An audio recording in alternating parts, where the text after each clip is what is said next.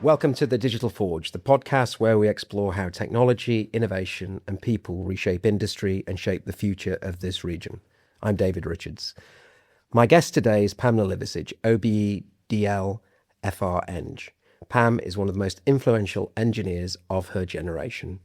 She was the first female president of the Institution of Mechanical Engineers, the first female master cutler in the 387-year history of the Cutlers Company, a business owner, entrepreneur, engineer, advocate for women in STEM, and one of the key figures behind Sheffield's transition from traditional heavy industry to advanced engineering and medical technology.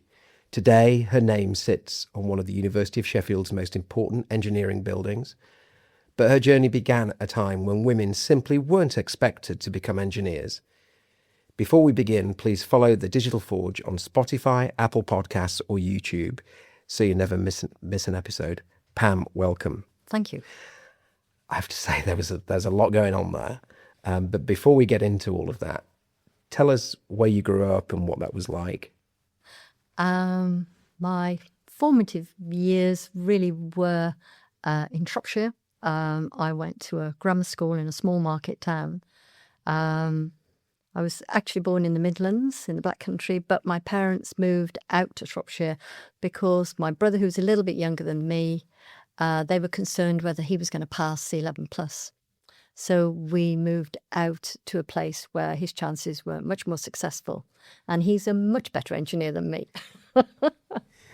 But seriously, it was an interesting environment because it was a small market town, but it had very much an agricultural, rural community around it.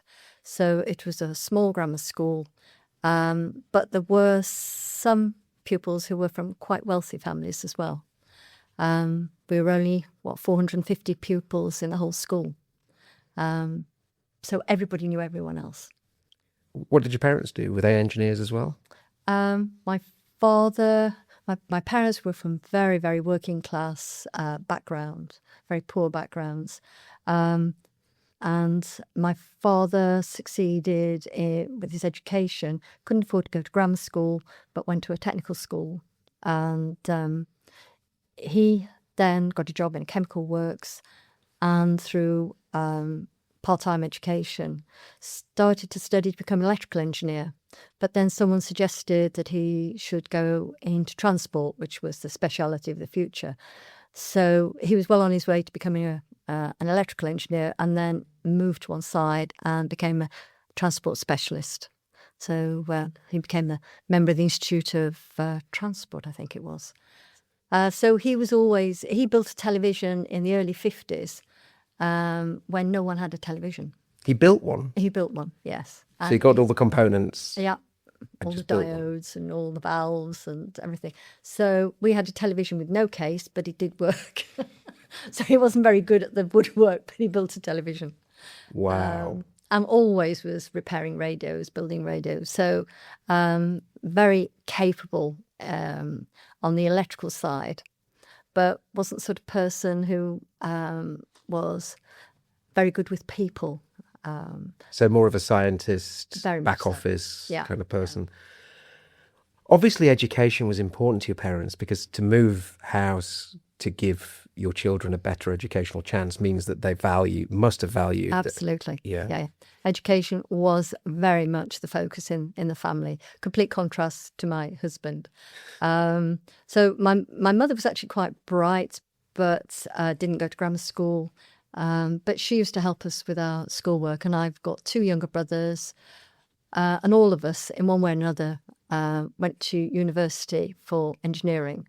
My two brothers have been very successful also. It's interesting. They probably wanted to give you chances that they didn't have. So obviously this was really important to them. So were you always interested in how things worked then? I mean, obviously, if you're watching a TV without a case around it... We did graduate to having a proper TV, I have to say. We were always expected to be able to do things with our hands, repair things. I mean, when I was first went to university, my parents weren't very well off, but my father went out and spent £65 on a very battered old Morris 1000, which was fine. It's just that for the first winter, I had to actually crank it to start it. So I know how to start a car with a with a starter lever. And both of my brothers spent their whole time repairing cars. It was just a household where my mother taught me how to paper hang and to paint. We were very independent in that sense. We were always expected to be able to do things. This is, I'm trying to work out how to phrase this question without being too pejorative, but did your parents treat you more like a boy? Because back in those days, everything back in his 70s, 80s, for example, there was, girls would play with dolls and boys would play with action men, and you were sort of channeled in a direction. You clearly weren't, because you're doing engineering stuff at a young age. Why was that? Did they want you to be an engineer? Did you want to be an engineer? Did you even think it was possible to become an engineer? I think the idea of becoming an engineer really didn't come into my consciousness until probably my mid-teens. And funnily enough, my father said to me, the future is this thing called computers. It's quite a strange talking about computers. I know. And we're back in the early 60s when he's saying this to me. Yeah. But my attitude was always that I should be able to do what my brothers should do. I used to get a little bit resentful that they didn't seem to be as constrained as I was. For instance, if I went out at night, you had to be back by a certain time, and my parents wanted to know who I was with, whereas they had a lot more freedom when they got to my age, because there was 3 years gap between each of us. One brother 3 years younger than me, and the other one 6 years younger. But I grew up with cousins, boys of a similar age in my early years, and I played with Meccano sets. I mean, I had dolls, but it was just whatever I wanted to play with. And my parents especially my father, had an expectation that I would do well at school, and that you had to do well to be successful, and that I was expected to have a career. So it wasn't really about finding a suitable partner and getting married and having children. It was about having a career and doing something useful. That's interesting. So I suspect many girls, women, their parents were telling them, actually, your role in life is to go and marry a nice person, have children, build a house. Whereas your parents were saying, actually, get a good education, go on and get a career, and then all the rest of it you can come later. I think the other aspect to it was that, as I said a few moments ago, we were not very well off. My parents made sacrifices for our education. They did very well to be able to buy their own house. And there was very little spare money. And I went to school with girls who lived on farms and had horses and always seemed to have so much more than me. And one of the things that used to drive me was I was not going to be poor. Yeah. I wanted to be successful. I did not want to feel insecure. And that was one of the overriding sensations from my earlier life, was this sense that we had so little money that we were almost on the edge all the time. So the way to do that was to be successful, get a good job. It wasn't about being dependent on somebody else. So you are very driven, and that was a driving force for you from an early age. So you obviously did well at school because you went on to study mechanical engineering at Aston University. Yeah. Did you do like sciencey A-levels? Yes, I did well in my O-levels. I got 11 O-levels, and went on to do physics, chemistry and maths in sixth form, double maths actually.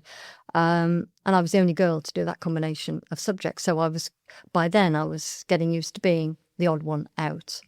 And it was all about... Did that bother you, that you were the only female doing these subjects? To some extent, no. I mean, I got two brothers, so I was used to being with boys, if you like. And it was quite a small, as I said earlier, a small grammar school. So you got to know everyone. And being the only girl, you were just with people you knew, whether male or female. And I was very focused on being successful. It was about doing well at school. It was about getting to university. And I opted to do engineering because, to my mind, if I'd chosen pure science, it was either become a teacher or do research. I didn't particularly fancy being a teacher. I didn't see a great deal of opportunity in research. And also engineering was practical. And I was from a very practical family. And prior to going off to university, I actually applied to the army for sponsorship. So I went to the recruiting office when I was I think it was about 17, and said, right, well, I was originally going to do chemical engineering until somebody explained to me what chemical engineering was about. And it wasn't about chemistry. It was about moving stuff through big pipes. So I thought, well, no way can I do electrical theory. My father was brilliant at it. But once we got past the point of the analogy of the flow of water through pipes, that was me. I lost electrical theory. So I chose to do mechanical engineering. And I got to see the recruiting guy and said, right, well, this is what I intend to do. And I really would like to join the army, and then perhaps you'd sponsor me through my degree course. And this guy looked at me and said, girls don't do engineering. I mean, Seriously? Yeah, but we're talking about 1967. Yeah. Girls did not do engineering in those days. Yeah. It's difficult to even imagine the difference. Well, we'll get onto this later, but to what extent do you think that expectation has changed from 1967 to now?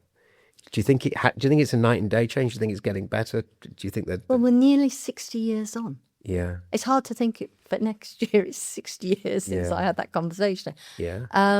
And I think work that's been done by so many women and men that have changed the expectation of both society and women to say that there are so many things that they can do that they never thought about it before. Because when you look back at films you see of the 1960s, a woman's role was much more traditional than it is today. Yeah. And we were losing, the country lost a huge amount of capital, intellectual capital, from half the population not really contributing to society in value-added terms. He's saying it sounds so ridiculous, doesn't it? As though only blokes can do engineering, as you know, that women's just they're not geared up for it somehow. It's crazy, isn't it? It is, but there's that old misconception, especially about things like mechanical engineering, that it's all about car mechanics and dirty hands. Yeah. And I've done lots of car mechanics and had dirty hands over the years. Yeah. Engineering is much broader than that. And over the years, I've said to lots of girls when I've gone along to give talks at schools and in groups, so much of engineering is actually about people. It's about being part of a team. It's about leading a team. It's understanding what society and community wants. Yes, okay, there's lots of maths in there. There is lots of physics in there because you're trying to find solutions and to create physical products. But in the end, you're working with people. And such a lot of it too is, unless you've seen somebody else that's done it, it's hard to imagine that you can do it yourself. So if you're a woman thinking about a career in engineering and there isn't any role model, there isn't anybody out there who's saying, actually, I'm an engineer and I'm really successful at doing it. Do you feel a responsibility? We can get into the end of this, but do you feel a responsibility now that you've got a role to play in encouraging, telling women that this is possible, telling people that this is possible to become a successful engineer? I think one of the things that I have been able to do over the years is to demonstrate to to girls particularly at key points in their lives when they have to make choices on subjects, as well as choices of where they're either going to study or get a job. I've been able to demonstrate to them that you aren't a weird person. You know, you turn up looking reasonably smart and able to speak, somebody they can almost identify with. And I've also been able to say to them, there are so many opportunities, there is so much value that you can add. So I feel that over the years I've been able to do that. My situation now is I'm a lot older, as you can tell, because I'm talking about being at grammar school in the 60s. Mm-hmm. What we need now, and I think we have to some extent, is we've got lots of younger women in their 20s and 30s who girls can identify with rather than identify with somebody of my age. Yeah. But I've been able to lay the foundation for those women in their 20s, 30s and even 40s. Yeah. I think because of your success that we're going to cover in this podcast, I think that you're very, very well qualified to provide that vision and that confidence to young women, and I know you are. So when you started that course at Aston, how many other women were on the course? Well, it was a combined first year, so we had civil, electrical, production, as well as mechanical engineers. So there's about 120 of us, Yeah. and I was the only girl. And, What? Yeah, I know. It's pretty less than 1%. And I can still remember walking into my first lecture, and it was a bank lecture theatre. And I walked in as all these young men, one or two slightly older ones, mature students. And I said to this one guy at the front, is this, I'm mechanical engineering, is this our combined first year? And he said, yeah.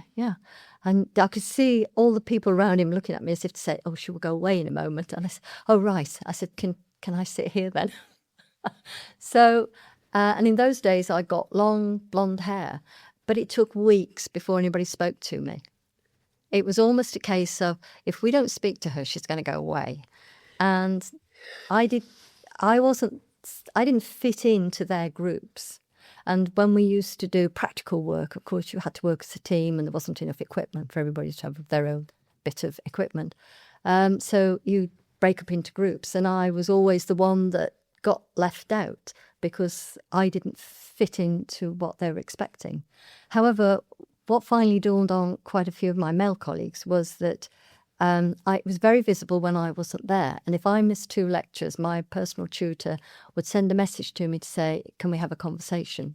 So the university tracked me very carefully. They were obviously clearly determined that I was going to finish my course, or at least I was going to attend the lectures. So I was always there. I took notes. My writing was very legible. And so lots of the guys who didn't turn up for lectures would borrow my notes and copy them up. And then towards the end of the first term, they got used to me being there, and I started to become accepted. But it was very lonely those first few weeks. And the university didn't, because Aston at that time had only just become a university, being a College of Advanced Technology. It was one of the concrete universities, as they call them. We were mostly science and technology courses, so there weren't that many girls. There were no halls of residence for girls. My digs were, it was a house that the university had bought in Handsworth, I think, and there were 8 of us in there, 8 women, and the others were doing ophthalmics and combined honours. So a very, very small percentage of women within the university as a whole. I can't imagine how daunting that must have been on several levels. Number one is whenever you walk into a room and nobody else looks like you, and you're not from anything like the same demographic, that's tough for any. I don't care who you are. It's tough for anybody. And then at university, you tend to go out socializing, going to the pub, etc., with people that are on your course. And if nobody's really talking to you for the first two. That's, goodness gracious. So I guess some of the situations you've been in subsequently compared to that have been a walk in the park. It must have been. Not quite a walk in the park, perhaps, but that was a good foundation of realizing that you have to be fairly determined, and that however much you are concerned about what people might think of you, that you just get on and do it. Did you feel a pressure to prove yourself? Yes, I was really determined that I was going to get my degree. I was determined that one way or another I was going to be successful. There was an expectation from my family. I was the first one of my wider family to go to university. Wow. So there was that responsibility as well. I knew how much it meant to my parents, how much they'd given up to enable me to go to university. And it's one of those things, once you start something, you really should finish it. So when you graduated, compare the first day when you went in to the day that you graduated. How had you changed, and how had people's attitude towards you changed? I think I became aware of how important it was to my lecturers, to the department. And I also realised that I had done something special in completing that course, because I'd done it completely under my own steam. There'd been nobody around me. I had a lot more confidence, not a huge amount, but I had more confidence, and I felt just that bit more secure in what I was doing.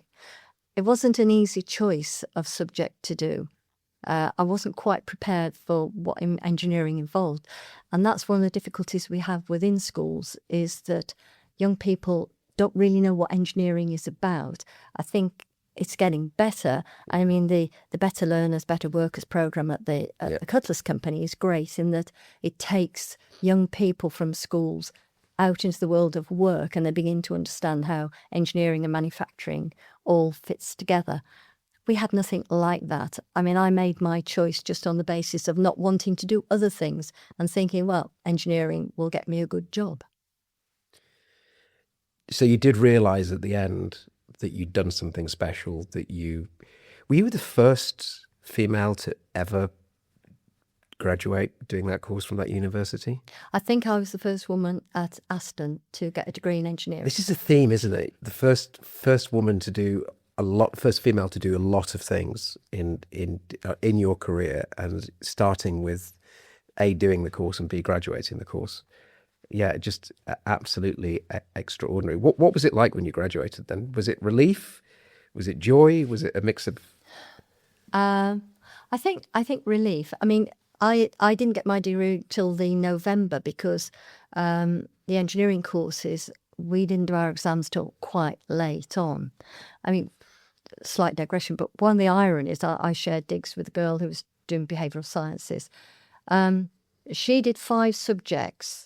And I was, in my first year, I did, I think it was about 15 subjects, because it was a combined course. So I did electrical, I did production engineering, did structures, as well as all the basic mechanical engineering.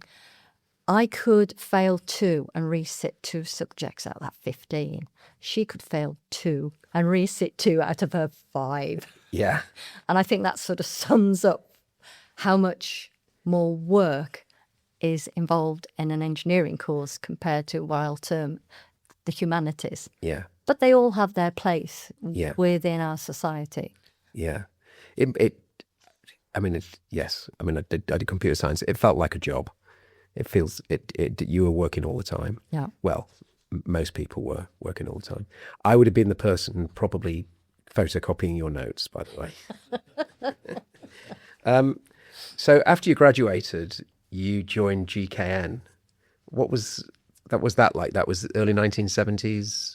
Yeah, I graduated in 71, and I got offered a place on the GKN Group Graduate Training Scheme.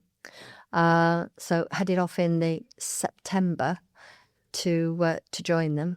But in the summer, I worked with GK Sankey with the maintenance crews in some of their factories, because every holiday I worked because I needed the money, from doing the post at Christmas to getting part-time jobs getting short-term jobs in the summer holidays.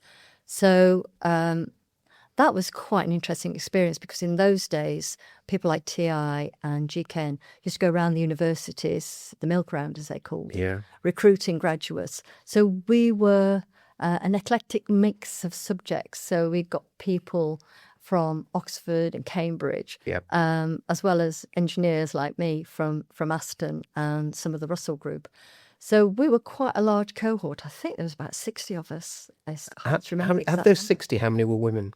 There was probably about 10 of us. That's pretty good, actually. Yeah. I wouldn't have expected you to say that's good. But we weren't all engineers, you see. Ah, right. Okay. I was the only woman met. Oh, right. Okay. I got excited then. Okay. No, don't get carried away, Dave. Yeah.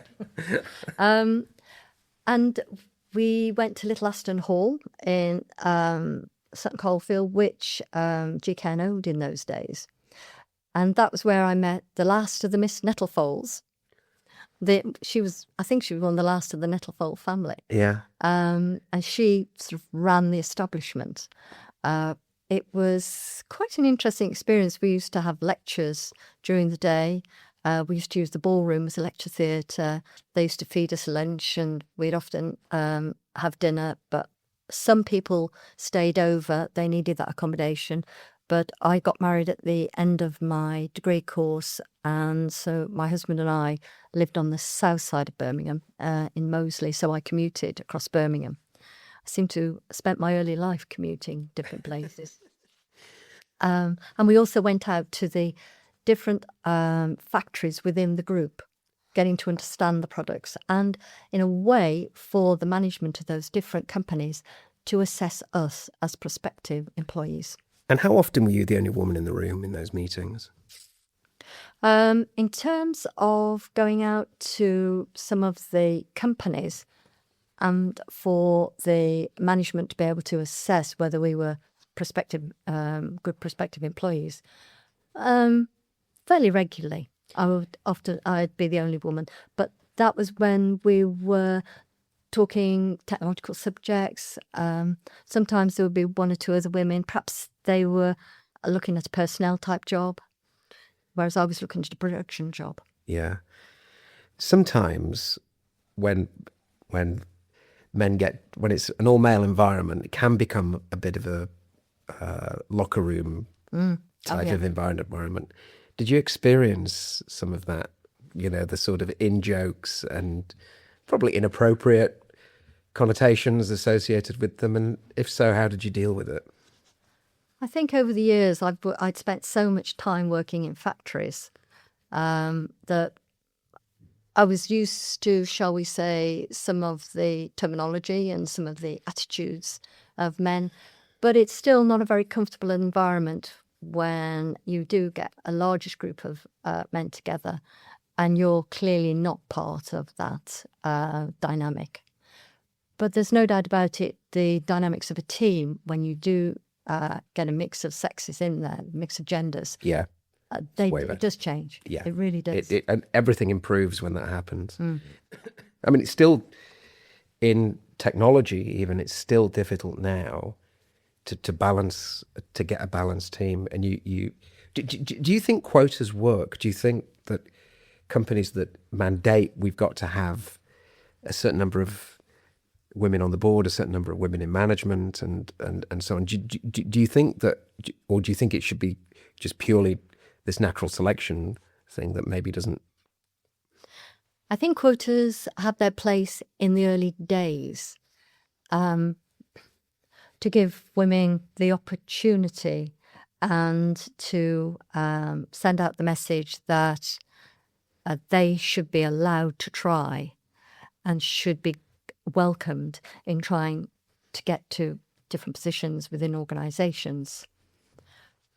When you get beyond the equality of opportunity, I don't think quotas are quite the right thing when you say there has to be X percentage of this, and this type of person, whether it's gender, whether it's colour, whether it's physical abilities. Yeah.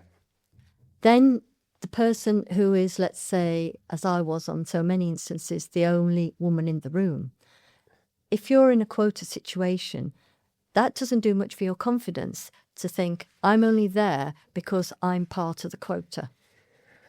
I had this conversation with Richard Stubbs, who is a man of colour, who says, I get invited to a lot of boards and things, and in the back of my mind, it's always, I don't want to misquote him because you can listen to the podcast anyway, but he said, I just wonder whether I'm there because I'm ticking a box. And I think that's really unfair.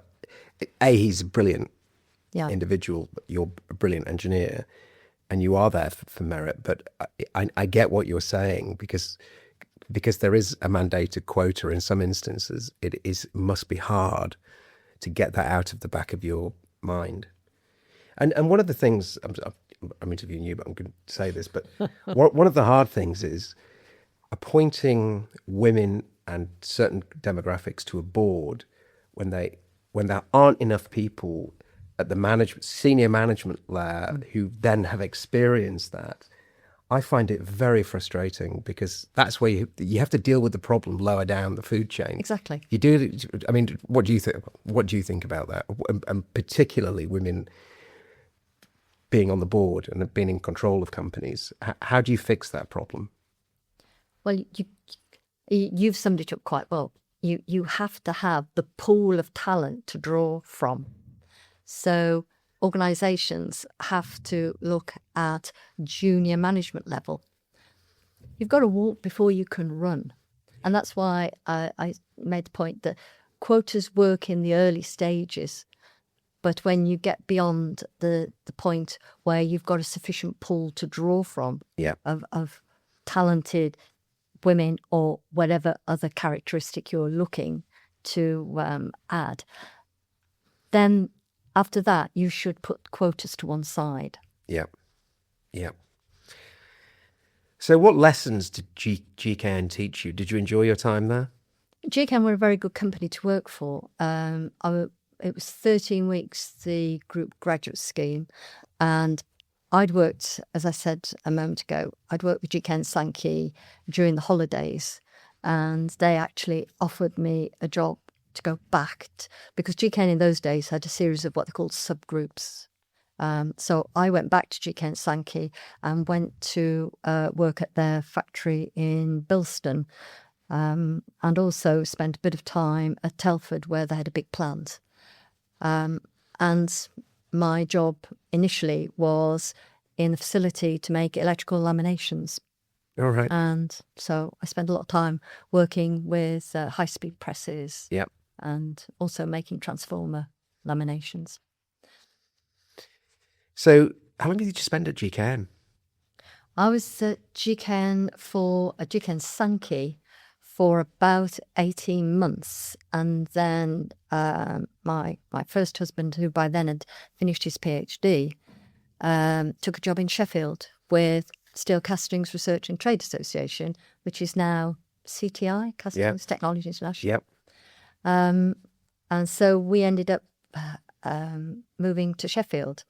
And it was very much the attitude of, I followed him. His attitude was my career came second to his. Right, and, okay. I don't think I, at that point in my life, had enough confidence to say, no, I don't agree with that. So I moved to Sheffield. So you had to give up your job at GKN? Well, I went to see George Hogarth, who was the subgroup personnel director, and said, I've got this particular problem. And he said, well, let me see what I can do within the GKN group. And GKN had recently bought the First Cleveland group.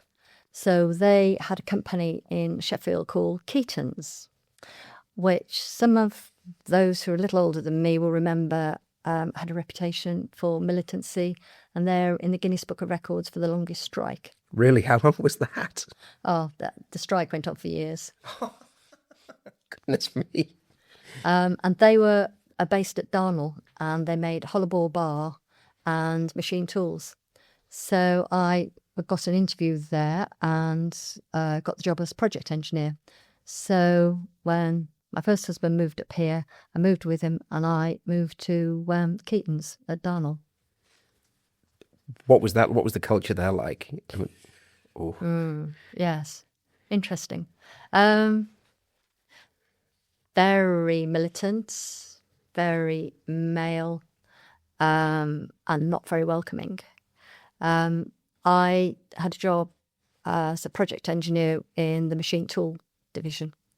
The one thing I had always promised I would never do was work study. And one of the early things they did was send me off to Nottingham to a course to train as a work study engineer and method study. Oh, I hated it. Hated it. Was it misogynistic? Yeah. By today's terms, very much so. And a very good example of that, and my husband's probably fed up with me talking about it, but I'd done my work study examination, and so I was actually working with a guy who was a very experienced work study engineer. That was fine, but we were both basically doing the same job. And by strange circumstance, I found out how much he was being paid, and it was about twice as much as me. You're kidding me. And I had got a degree and he hadn't.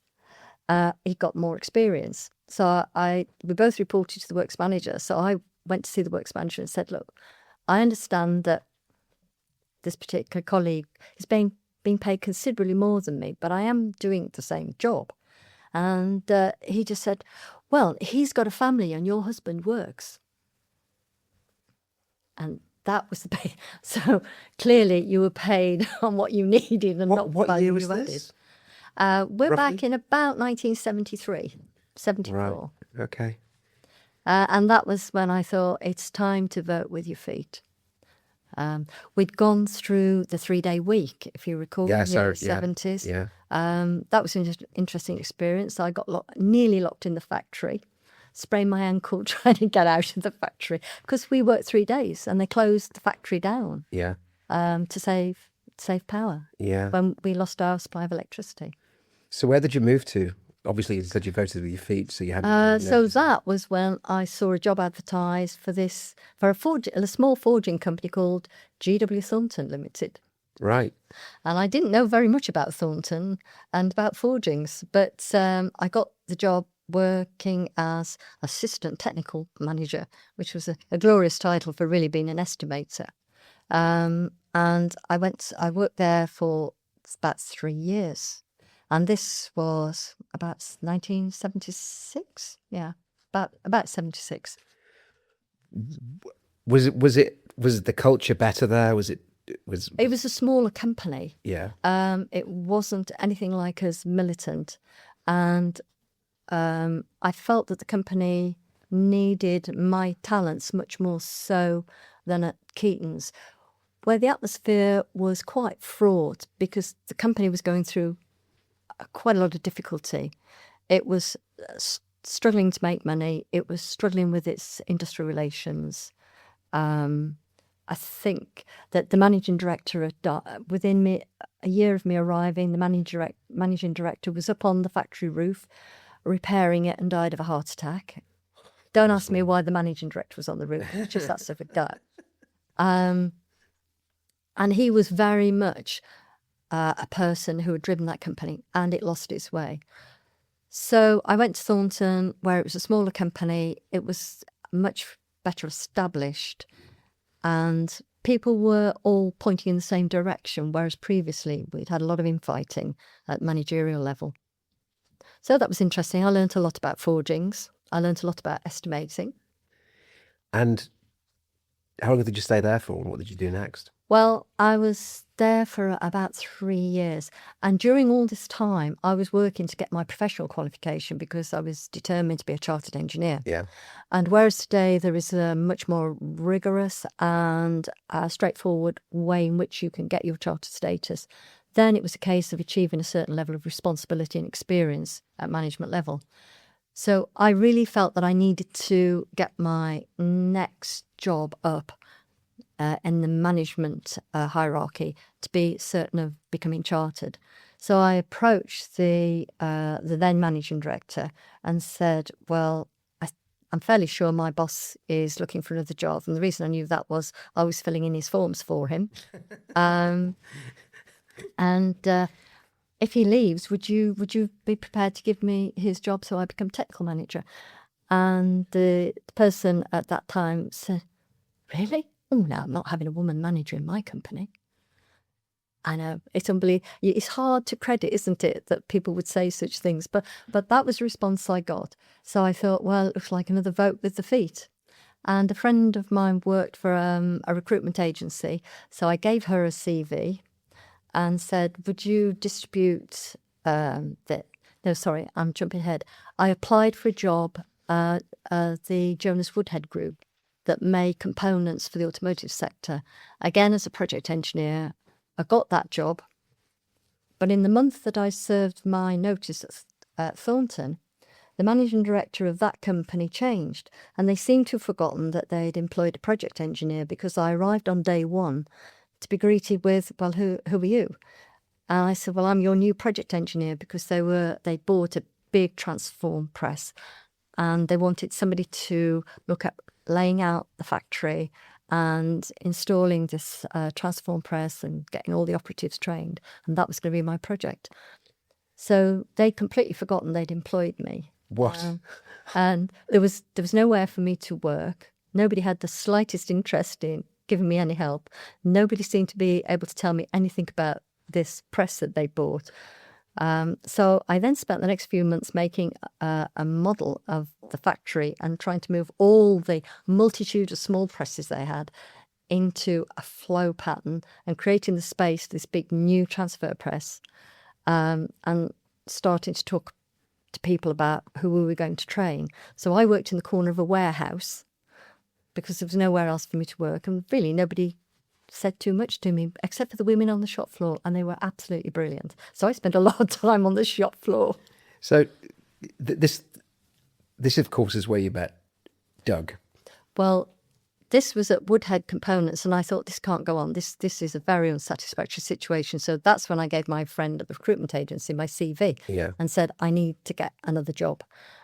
So she sent out my CV, and I said, okay, take my name off it, and whatever you do, don't send it to George William Thornton, because I've already left there.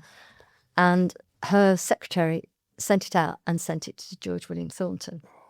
And the works manager that came across his desk, and he knew immediately who it was. Yeah. And I got a phone call to say, hello, Pam, I think you're looking for a job. Would you like to come and see us? So I went back, and their production control manager had just handed in his notice to go to another company. And the thing about Thornton was it made hundreds of different components, primarily for the aerospace industry, as well as a number of components for the medical industry, the hip implants, and also some instrumentation. And just tracking all these numbers, because we didn't have the computer systems that you'd have now. An awful lot was dependent on somebody knowing those components, knowing the customers, knowing the materials. And the production control manager was leaving, and they really wanted someone who would be able to get up to speed very quickly. Yeah. And there wasn't going to be a break in the management of the forge. So how long had you been there before your future husband would turn up? Just a few months. Really? Yeah, I hadn't been back that long. So we're on the other side of this story now, because we've heard his side of the story. What did you think when you were late for this meeting, when he was just at his peak, he said, of telling everybody what he was going to do to turn this business around? Well, I got back, much to the horror of the managing director, who said he'd never have a woman manager. And he sort of accepted me. I got settled into the job, and then he left to go and start his own business. From on high came the message that we were going to have a new managing director.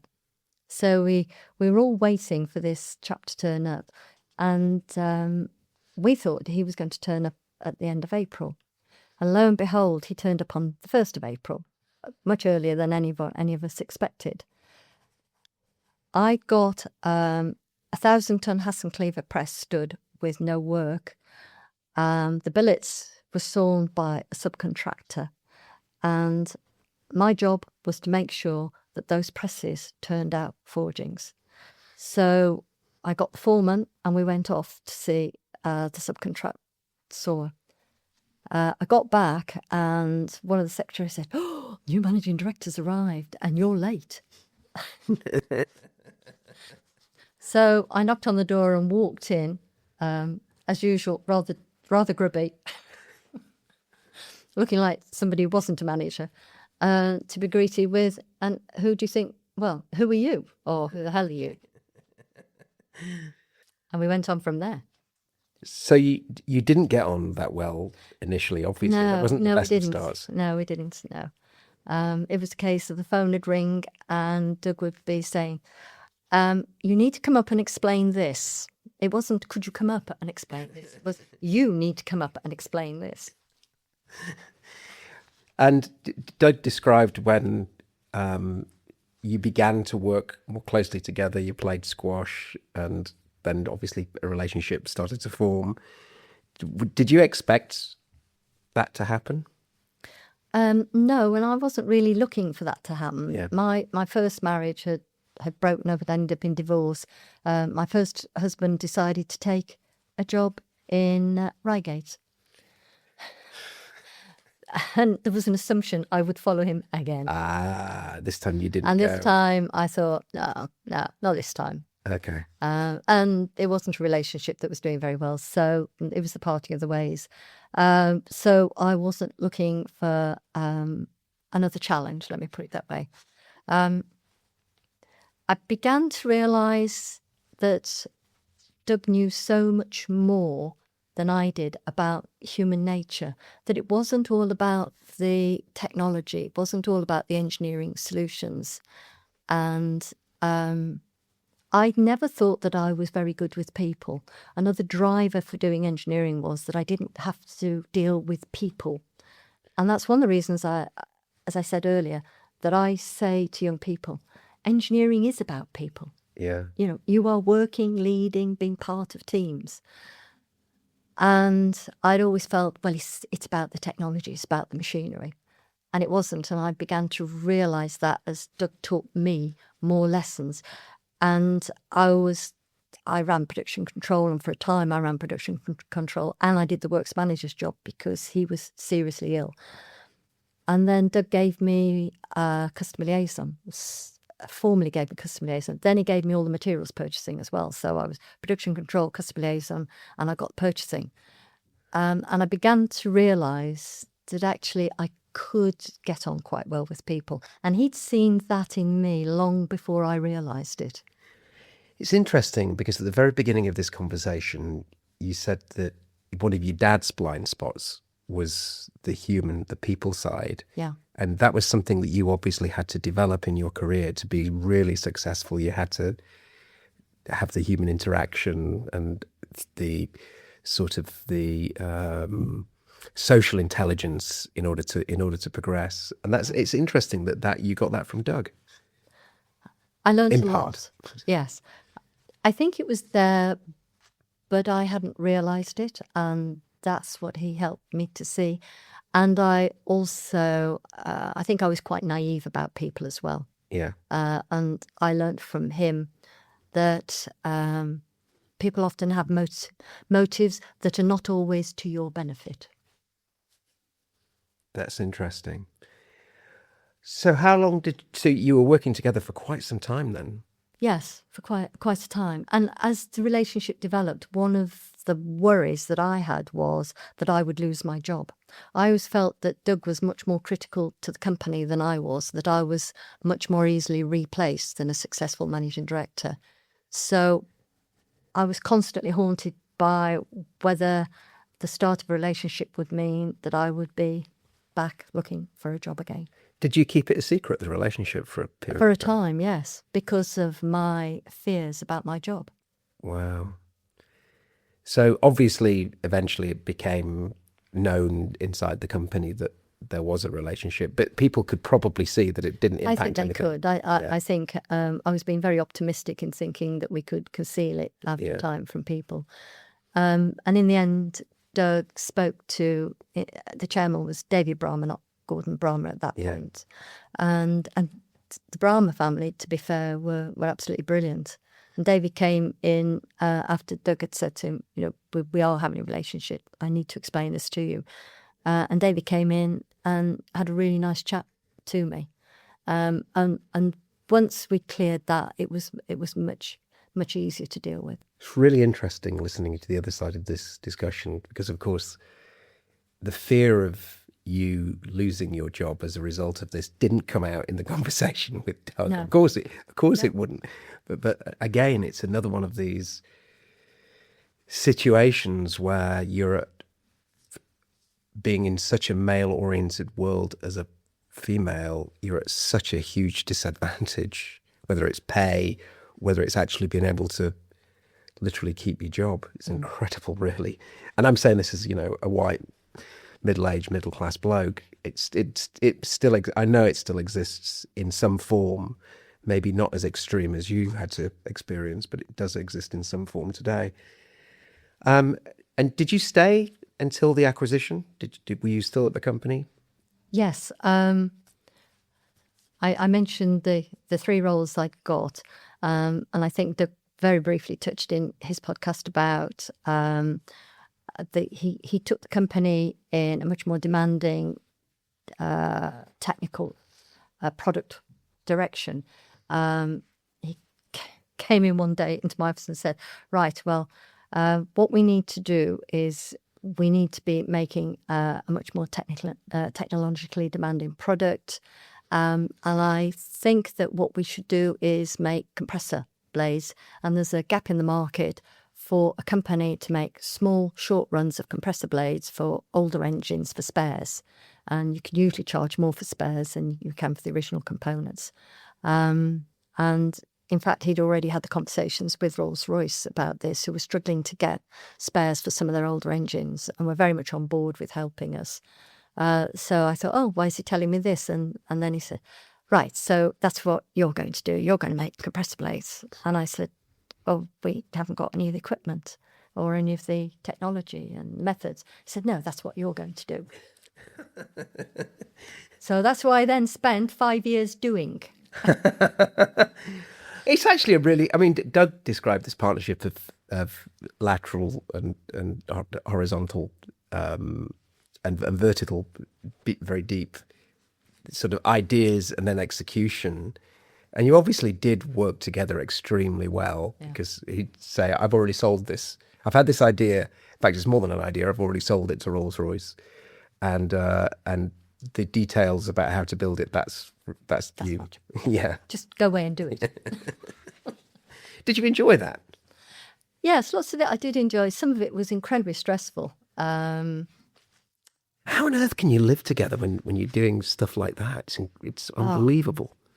It was quite fraught at times, especially when at the end of the month the numbers would come out, and my part of the company had got a very high rate of scrap again because we got through an awful lot of scrap, just produced a lot of scrap in the early days until we worked out how to make these blades. Because basically what we were doing is you'd take a billet, you'd partially extrude it, and then you had one opportunity when you'd heat it, you put it between the dies, the press came down, it was one blow, and you made the blade. And all we did after that was a light polish, and you either got it right or you got it wrong. And there wasn't, and the tolerances were quite tight. So we were forming the aerofoil part of the compressor blade, not the root section that would be machined later by the machinist. Yeah. But we gave the machinist the aerofoil shape ready, formed. Did you have to have rules at home to not talk about work? Or did you just talk about work all the time? I think when we were going through difficult times at the company, we talked about work an awful lot. And there were occasions when we would say, especially Doug would say to me, no, we're not going to keep talking about this. He would be the one who would say, I think enough's enough. We really need to park this and actually have a more normal life. Yeah. And bearing in mind, we were both employees. I mean, I look back and think, gosh, we gave 110%, if such a thing exists, of effort, and yet we didn't own the company. I mean, we're going to get onto this next, but is that why you went to do your own thing? No, not really. What happened was I eventually became sales director of the company. So the Precision Forge became successful. We began making a range of blades in stainless steel, titanium. We took on a Waspaloy blade, which was quite a challenge. The bit I enjoyed was working with the team of guys I got. We were all learning together. There were good times and there were bad times, but we were successful as a fairly small team. A quick digression here. I mentioned about the high volume of scrap. That brought down the company's results. It affected the bonus each month. And in fact, the production director at one point had just had enough. And we were in a meeting. And he turned around to me and said, if you were a bloke, I'd take you outside and thump you. Really? Because we were having such an argument. Yeah. And things got to such a point that Doug had us both in and said, I'm telling the two of you, if this goes on, you're both going to get sacked. So he actually threatened to sack me. Because it was like that. I mean, I can't imagine then you're both meeting at home in the evening. I know, it was difficult sometimes. He went very hungry. He doesn't cook. You're sleeping outside with a dog. Yeah. Oh my goodness.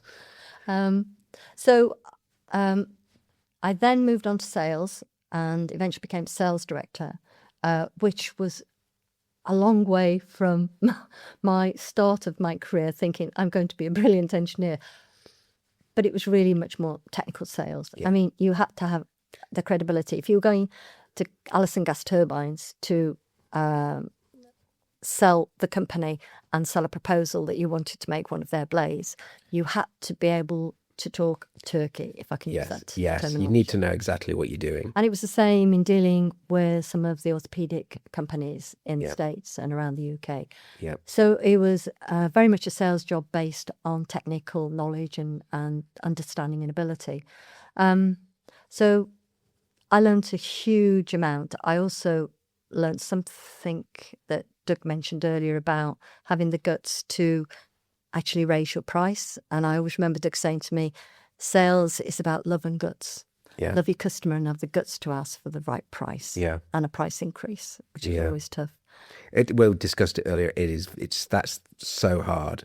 It is. Because understanding the value of something and then achieving that value, it is, because everybody says, oh, you're selling it too cheap. And it's like, well, you don't know sometimes. Not until you test the market and you see how far you can push the boundaries. But then as the company came up to the IPO, it was decided that it was going to be very difficult. Doug was the chief executive of the group. Each of the companies had their own managing director. So for me to say a sales director reporting to someone else, but my husband was the chief executive, it was going to be very difficult. Yeah. So it was decided I would work directly for the chairman on corporate affairs, and I'd also do some engineering projects on the side, like building a mainframe installation, and which we did at Bridge House. Wow. For when they bought the computer companies. Wow. And that was a learning experience. But I used to do presentations to the analysts who came up from the city. I used to go to the individual subsidiary companies explaining what the strategy for the group was. So again, a lot of it was about communications as well as trying to sell the company without it being too overt to the city people.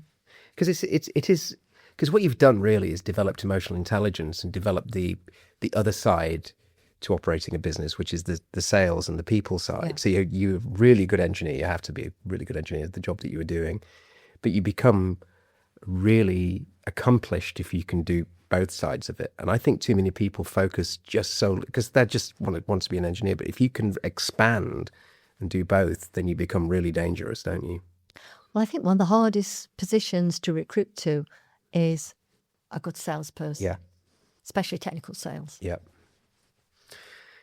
So when did you decide to leave and go and do something else then? Well, the relationship with the non-exec chairman was getting slightly fraught as he started to play politics in the boardroom, I think, and I was collateral damage from that. So he made it clear that there was no prospects for me in the company. I had nowhere to go. I couldn't go back to any of the operating companies because Doug was the chief executive, and I was finding it increasingly difficult working with this particular individual. So I started applying for jobs and had some interesting interviews, but got a job with East Midlands Electricity, and this was just prior to privatisation. Right. And the chairman there decided that he wanted someone to head up his strategic planning department. But in the electricity industry in those days, nobody got to the top unless they were an engineer. And he was a typical engineer, and he wanted to recruit an engineer to actually run a planning department. So I eventually accepted the job offer. I did decline twice, but they kept improving the offer and went off to spend 5 years in the electricity industry. Did you enjoy that? Some parts of it I enjoyed. Some of it I found it very chauvinistic. For instance, my male colleagues at the same level, it was very hierarchical.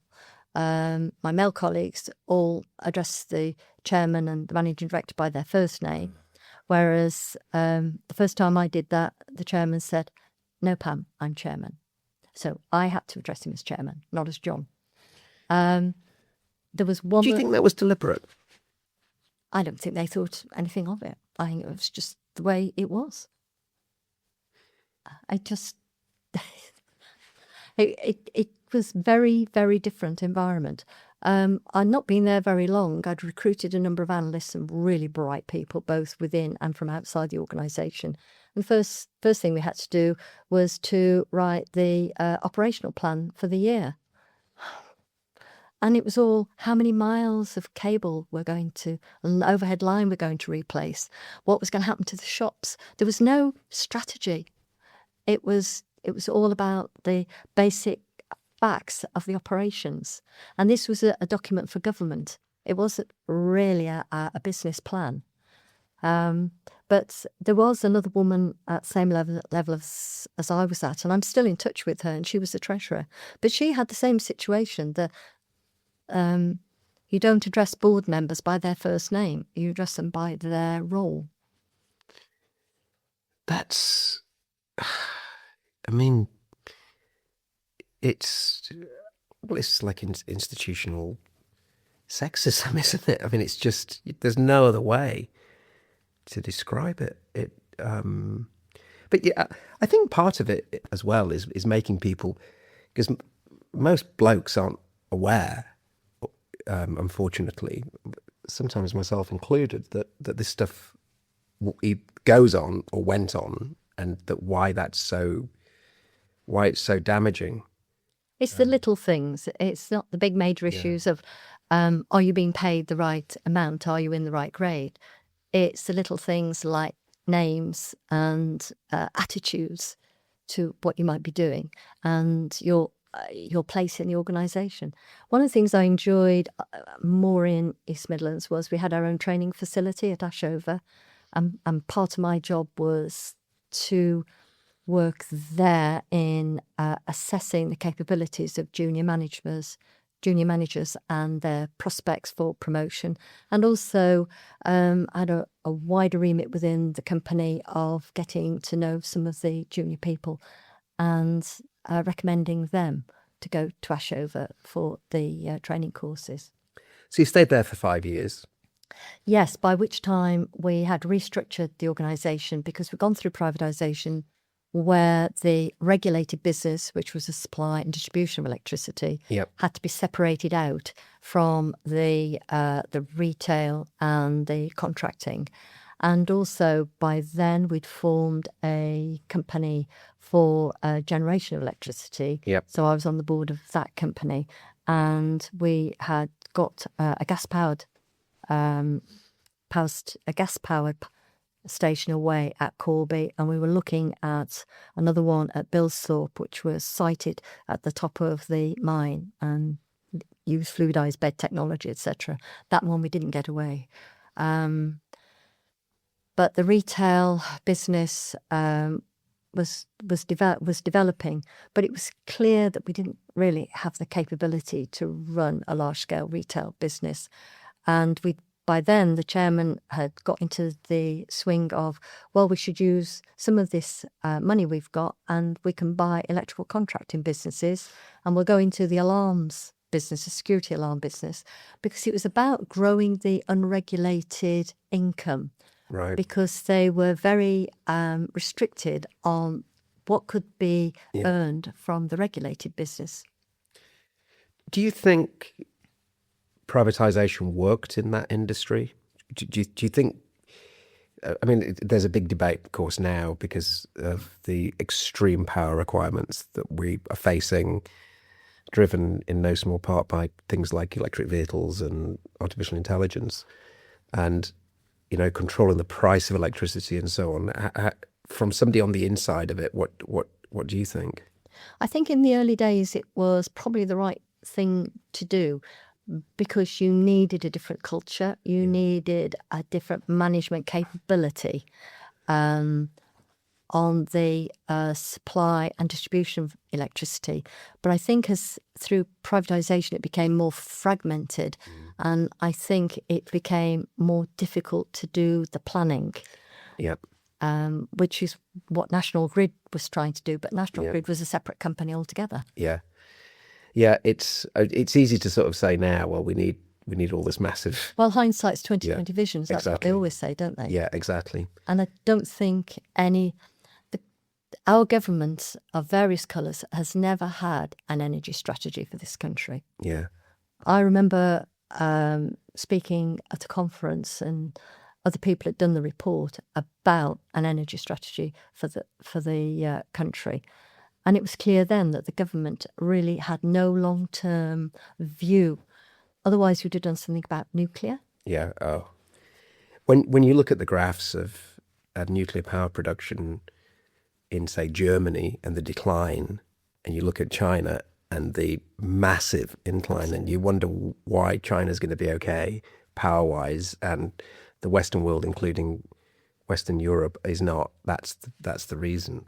But again, it's all hindsight, isn't it? Because most of us were against it, apparently, because we had Sellafield, and then there was the Chernobyl disaster, and we all became frightened of nuclear power. Now we're desperate for it, which is interesting. So you stayed there for a few years, and then what did you decide to do next?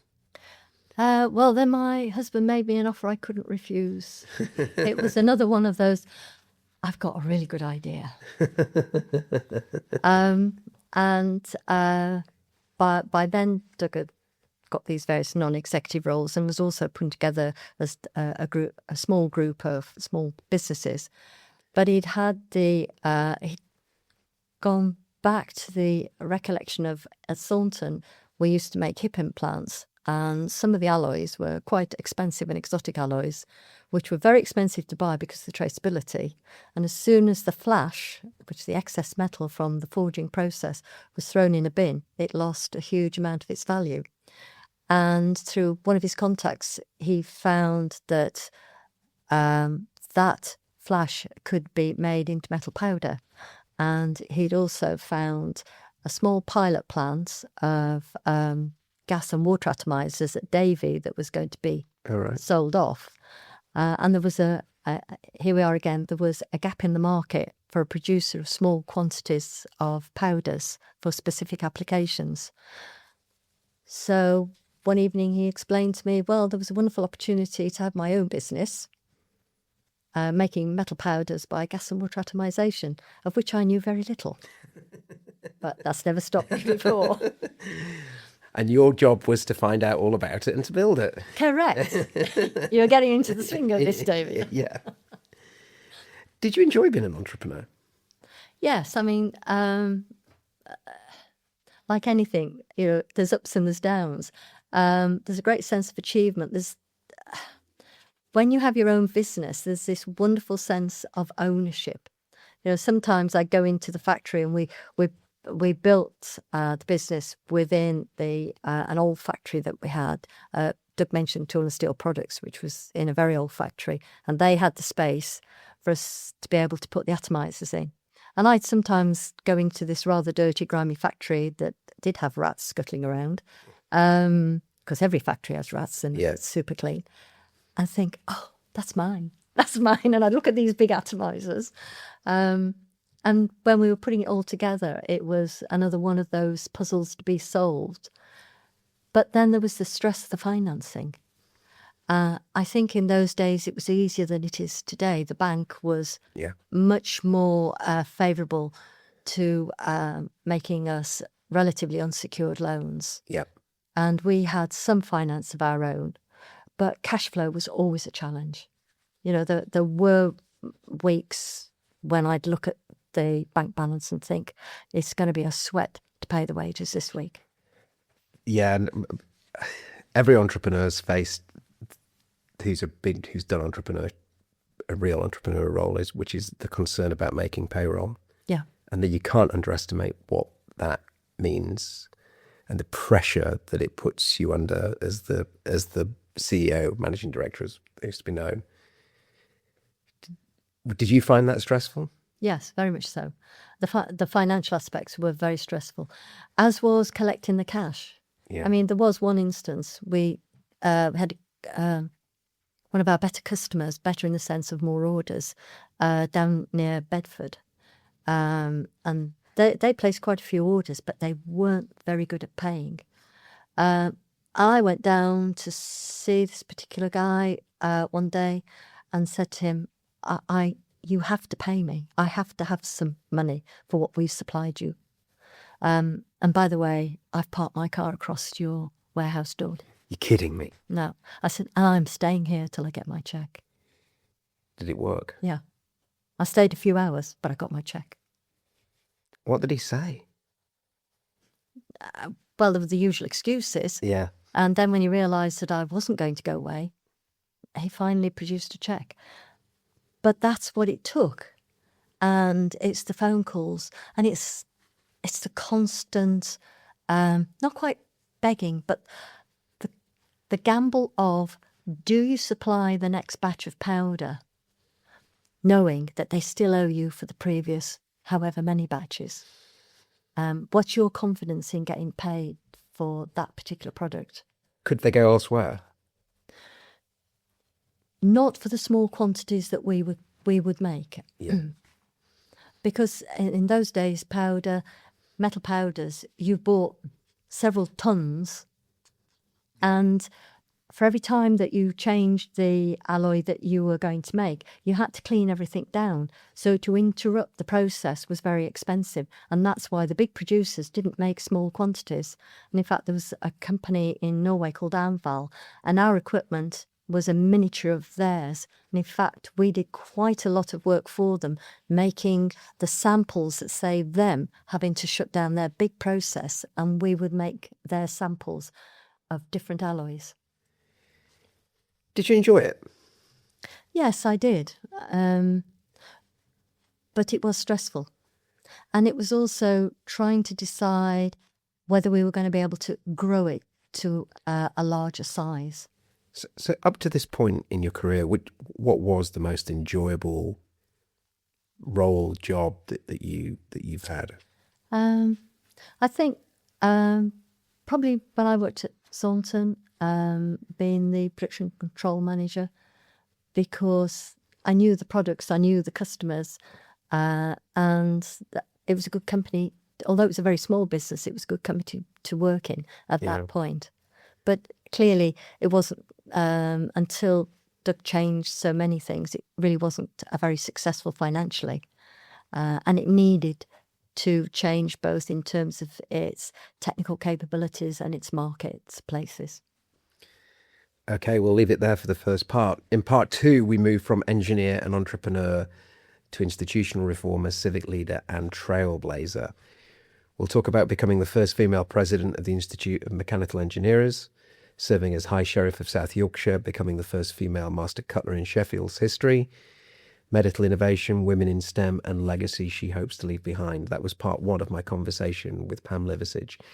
If you enjoyed this episode, please follow The Digital Forge on Spotify, Apple Podcasts or YouTube so you never miss an episode. And if you'd like to meet speakers like Pam in person, join us at The Digital Forge. You can find upcoming events at forgedforgrowth.com.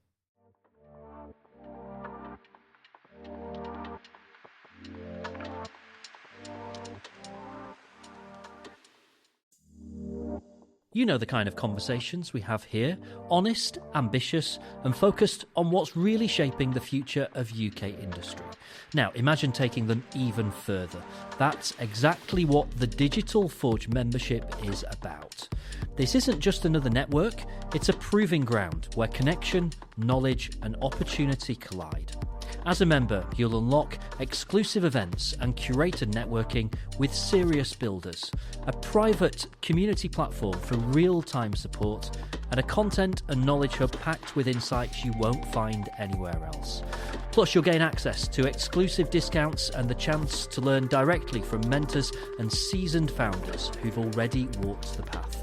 Everything we do is built on trust, clarity and intent. No noise, no theatre, just the right conditions for progress.